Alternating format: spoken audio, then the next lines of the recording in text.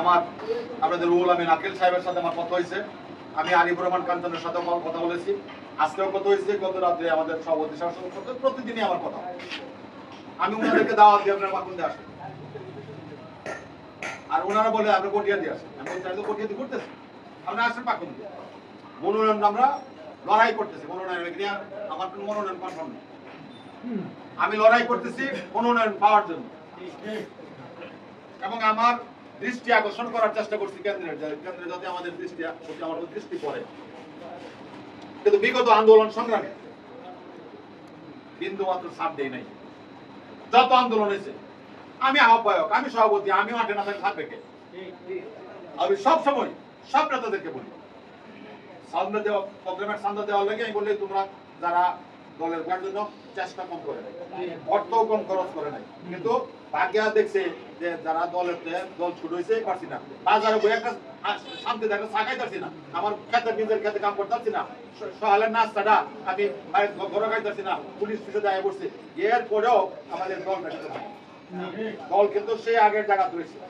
আমি আপনাদেরকে বলবো যে আমরা কিন্তু ঐক্যবদ্ধ, যারা মনোনয়ন প্রত্যাশী আমাদের মধ্যে কোনো দ্বন্দ্ব নাই, আপনাদের মধ্যেও কোনো দ্বন্দ্ব যেন না থাকে। আমি নমিনেশন প্রত্যাশী, পাই নাই, পাইলে আপনাদেরকে নিয়ে কাজ করবো, সবাই নিয়ে কাজ করবো। আমি যদি না পাই যে পাবে আমি তার পিছনে কাজ করবো। এই মনোভাব হলো আমার। আমি সারা জীবন দলের জন্য কামড়া দিছি, আমি দলের একজন কর্মী, আমি দলের নেতা না। আমি চাই এই দেশের এই যে 17 বছরের যে মঞ্চনের ইতিহাস, 17 বছর আপনার ছেলে মেয়েদের চাকরি হয় নাই, 17 বছর আপনি একটা স্কুলের সদস্য হইতে পারেন নাই, 17 বছর আপনার দরবারে রাখছে না, 17 বছর আপনার ঈদগাহ কমিটি, মক্তব কমিটি, আপনাকে পুরস্কার কমিটি, এইসব কমিটি তো সদস্য রাখছে না। আপনার বাপের দাদার প্রতিষ্ঠিত স্কুলের আপনি সদস্য হতে পারেন নাই। আমরা কিন্তু এই দেশের প্রথম না তৃতীয় শ্রেণী নাগরিক ছিল আমরা 17 বছর। আমাদের কোনো ইজ্জত সম্মান ছিল না।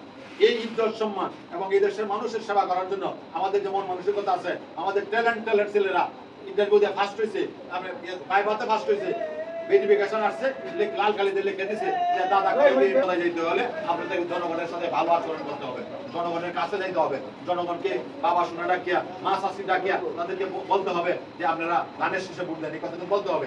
আমাদের কিন্তু একটা অভ্যাস, আমরা বাইরে কথা বলি বেশি, আমরা কিন্তু সাধারণ মানুষের সাথে কথা বলতে চাই না, আমার কাছের লোকজনের সাথে কথা বলতে চাই না। এটা কিন্তু আমাদের একটা দোষ আছে, আমি বলে গেলাম আমারও দোষ আছে, এই দোষ আপনারও আছে। কিন্তু যদি আপনার সত্যি সত্যি বিএনপির কর্মী হয়ে থাকেন, বিএনপির নেতা হয়ে থাকেন, তাইলে আপনি আপনার কাছের, আপনার আত্মীয়, আপনার বন্ধু, আপনার ভাই, আপনার গ্রামে, আপনি এলাকায় বসবাস করে দাঁড়িয়ে পাল্টিতে হাত দেন, ইয়া তাকে বলেন যে আসেন, দেশটাকে শান্তিতে চালাইতে হলে আমাদের নেতা হলো তারেক রহমান, পরীক্ষিত নেতা, তার হাতে দায়িত্ব দিলে এই দেশ ঠিক মতো চলবে। তারেক রহমান আছে বিশ্বমানের নেতা, বিবিসির সাথে যে সাক্ষাৎকার দিয়েছে, এইটা পৃথিবীর অনেক দেশের রাষ্ট্রপ্রধানমন্ত্রীরা তাদের বুক কাঁপে, আর তারেক রহমান সেই পরীক্ষা থেকে উত্তীর্ণ হয়েছে। তারেক রহমানকে প্রধানমন্ত্রী বানাতে হলে আমাদেরকে ধানের শীষে ভোট দিতে হবে।